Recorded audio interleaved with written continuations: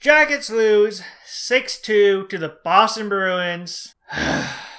But we played 3 games in 4 nights, so we should be a little tired. Bob should have played the Buffalo game. I get riding him to the end, but it was a back-to-back situation. Corby and Kincaid can handle Buffalo. They're not the greatest. We should have given Bob a little bit of rest. We hopefully would have been in a little bit better situation. We got unlucky early on in the period, and we could never recover. We were chasing the game the entire time. But we are still technically in a playoff spot, even though Tampa didn't help us out, and Montreal didn't help us out. At least Detroit did something good, which I never thought I would be able to say. And beat Pittsburgh, which, woo! Pittsburgh loses, preventing them from clinching a playoff spot. So, it's still possible. Carolina can continue on. Montreal continues winning. We continue winning. By some miracle, Pittsburgh loses out, and they miss the playoffs. Or, if Montreal misses the playoffs, us and Carolina do a little bit better than Pittsburgh has to face Tampa. We're still in a good situation. We have the Rangers, and then we have Ottawa, back-to-back situation. We should win those games. So we should make the playoffs. Only problem is, where will we be sitting? And will we get any help at all? Washington is playing Montreal next game, so they are going to be going after it, trying to get home ice advantage. But Montreal is fighting for a playoff spot, so Washington could help us out by making Washington play us. It's a crazy situation. These playoffs are a tight race coming down to the end. But the main problem I have with playoffs, the format sucks. Everybody agrees on that. But the point system. It should be a 3-point system where 3 points for regulation win, 2 points for overtime shootout win, 1 point for overtime shootout loss, 0 points for regulation loss. We would have clinched a while ago. We have the most regulation or overtime wins in the Metro Division. And Washington and the Islanders have already clinched. So because they lose better than we do, we get punished. And then if there's a 3-point system, it also allows teams to fight for that final minute rather than go, we'll just coast, even though it's a West Coast versus an East Coast team. We'll coast the final minute, both get the point, and then we'll play for overtime. 3-point system would solve so many problems with the point system in the league, but why would we do that? It makes sense. But going to this game, it was just a night of errors. The defense looked horrible. The forwards did not get back to help the defense out in any situation. Bob led in 4 goals, which sucks because he's only led in 4 goals over the past 5 games. Only hit one of them. The one went straight up in the air and hit him. The other one we broke up and gave it to Marchand as Bob's going the one way. Other one's a breakaway, and we gave Boston like 20 breakaways in the second period alone. But while this loss sucks, we had a possibility to clinch the playoff spot if Montreal would have lost, which they didn't, because Tampa sucks. The world is not over. Over the past 6 games, if you count this one, along with the other 5 that we won, we outscored our opponents 26-10. We are in a good position. We had 1 bad game. Teams lose games. Tampa, Pittsburgh lost to Detroit. It's going to happen. It sucks it had to be that game, and it sucks it had to be the way it happened. But we'll be fine. We'll keep pushing on. We're going to make the playoffs. It's going to happen. And if we have to face Tampa the first round, bring it on. I don't care. We're making the playoffs. We're going to challenge Tampa. Last year, they didn't have much challenge in the first round against the Devils. We're going to give them a challenge this year. So starting off with this game, first period, moving back and forth a little bit. Boston comes to our zone. Savard tries to go out to one side. He runs into some players, doesn't have a lane to go out. Turns around, goes back the other way. Sends around the boards because he thinks, support on the boards. Borgstrand was not there. Gets picked off. Boston moves it to the center of the ice. Gets tipped. It goes straight up in the air. Where's the ground? Where's it at? In the net. Goes up, hits Bob's shoulder, goes in the net. What do you do on that one? Whose fault is that? Borgstrand's because he wasn't in the position he was supposed to be, but we were supposed to be out to one side. Is it Savard's for just rimming around the boards? You can't blame anybody for that. It was a night of weird goals. There was a similar situation in the Winnipeg-Minnesota series where the puck went up in the air and it hit the goalie's back and went in the net. The Carolina Hurricanes scored a goal from below the goal line where they threw it at the net, it hit Sparks' pad and went in the back of the net. And then another one of their goals, Dougie Hamilton's below the goal line, throws it, hits Sparks in the chest and goes in the net. It was a night of weird goals. One fleeky win on us. It happened to be the first of many that night. But hey, we've chased games. We're on a 5-game winning streak. We've outscored our opponents a bunch. Let's do this. And we go out there and we attack Boston, get some offensive chances, and take a couple shots. But we can't really solve Rask. Boston does a good job of limiting our chances. A lot of one-and-dones for us. Coming in the end of the period, Boston's in our zone. They're moving the puck around really well. They turned it on a little bit since we attacked them. Puck works away in the middle of the ice. Coyle takes a shot. Bob makes a save. It goes right to Marcus Johansson's stick. Johansson pits it past Bob. Bruins lead 2-0. And of course, it's Johansson's first goal as a Bruin. Good for him. So while I kind of put that goal on Bob, it's not his fault. He gave up the rebound. The defense didn't clear up Johansson. It's in the back of our net.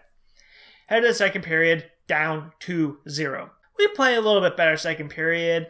We get some more chances, but it takes us a while to get a shot on goal. Once we start getting a shot on goal, we provide a little bit of a flurry, try and get some chances going. Nothing really works. About 5 minutes left in the period. We're in the offensive zone. Axon takes the shot. Oh, it's wide. Darn. Boston picks it up.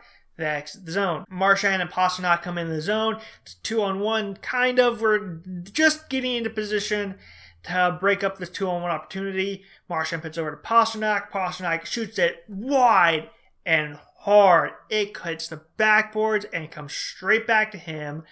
Nobody knows where it is. Pastrnak takes the puck, starts to go to the right side of the net. Marchand goes behind the net. Pastrnak slides it back over to Marchand. Pastrnak goes to the back door. Zach and Seth are there. They're defending. Marchand goes to put it over to Pastrnak. And Zach and Seth go, no! And shut it down. And they break it up right onto Marchand's stick, who puts it into the empty net because Bob's going, no! To Pastrnak. That's how our night was. We would do the correct thing and it would end up on their stick to the back of our net. We couldn't get a break to go our way the first 40 minutes. So now, Boston leads 3-0. Now, we're taking more chances. We need to score. The defense jumps up and play a little bit. We turn it over. Boston gets the puck. They hold it for a second, allowing their players to build speed, get the puck out of the zone. Krejci sends it up to DeBrusk. DeBrusk hits it over to Kuhlman. They enter the zone. It's a 2-on-1 situation. Jones goes down to block up the pass. Kuhlman sends it back over to DeBrusk. DeBrusk has a breakaway. He goes down, pits it past Bob. Bruins lead 4-0. DeBrusk, second of the night, and that would end Bob's night. We would pull Bob after that. Corpy would go in. So we enter the third period, down 4-0. Start out the third period. We get on an attack. Get in the Boston zone. Boston sends around the boards. Marchand tips out to center ice. Pastrnak gets it. He enters our zone. He uses Jones as a screen. Shoots the puck. Beats Corpy. Boston leads 5-0. That is Marchand's 100th point of the year because of course it is. And I saw people ripping into Corpy after this. Like, oh, Corpy, you suck. We need to get rid of Corpy. Re-sign Bob. One, we're not re-signing Bob. He wants way too much money for way too long of a term. Yeah, it would make sense for this year and probably next year and then the year after that. But after that, you're getting into some long-term time, and we can't afford to have Bob around that long because Bob will not be Bob forever. He's Bob now, probably be Bob next year, and then Bob year after that. But he's going to start to go down eventually. And if we sign him to 8 years like he wants, we're going to run into problems down the road. That's why we have Corpy. That's why we have Elvis. That's why we've picked up people with our draft picks like Kincaid. We have Berube, who we got as a free agency, who can help out the AHL. We have goalie depth coming along. And we've built up this goalie depth because we knew Bob was going to leave eventually. It's going to happen. We have to cope with it. And we can't pit this one on Corpy. It's been 12 days since his last game. That was Edmonton. Remember the crap fest that we put on in front of him? We're doing the same thing against Boston. And Boston is a better team than Edmonton. He's coming to this game cold. and he's gonna give up a bad goal or two, especially with Pastrnak using Jones as a shot. Should he have made that save? Yes. Do I blame him for not making the save? No. A little bit. It's a 4-0 game. At this point, most of the players have ran the game off after the second period. They went, screw it, we're not winning this one, let's look ahead. They're not playing good in front of him. Corpy only gave up 2 goals. I'm proud of him for that. About 5 minutes in the period, though, we get a power play. We're moving puck around pretty well. Can't really do anything. Boston doing a good job killing it. Final 30 seconds to the power play. Get the puck over to Seth Jones. Jones gets it over to Borkstrand. Borkstrand does a slap shot. Beats Tuukka Rask. Jackets have scored finally. Oliver Borkstrand extends his goal streak to 6 games and his 22nd goal of the year.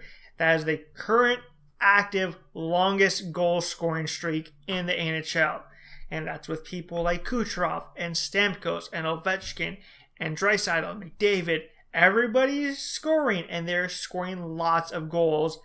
Borkstrand has the longest active goal scoring streak. So, while we may not be winning this game, it is out of reach. We've improved our power play stats a little bit. Let's win the period at least. About halfway through the period, we have another power play.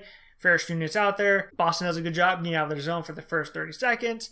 We enter the zone. Panarin has the puck. He goes down around the net. Goes to a spot on the half boards. Duchesne's in the back door. Panarin puts a feed through the entire ice right to Duchesne, who has a wide open net. If he misses it, there's a problem, but he pits in the back of the cage.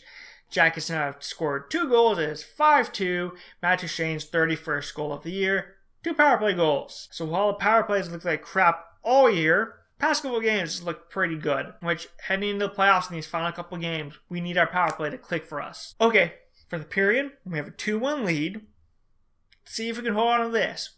Win the period. Get something good to come out of this game. Power plays clicked a little bit. We've kept the incredible Boston power play from scoring. We have a few good notes in this game. Let's win the period. After we score, Boston goes on the ice. They're in our zone. They're moving the puck around. They get a shot on net. Moves to center ice. Bruss takes a shot.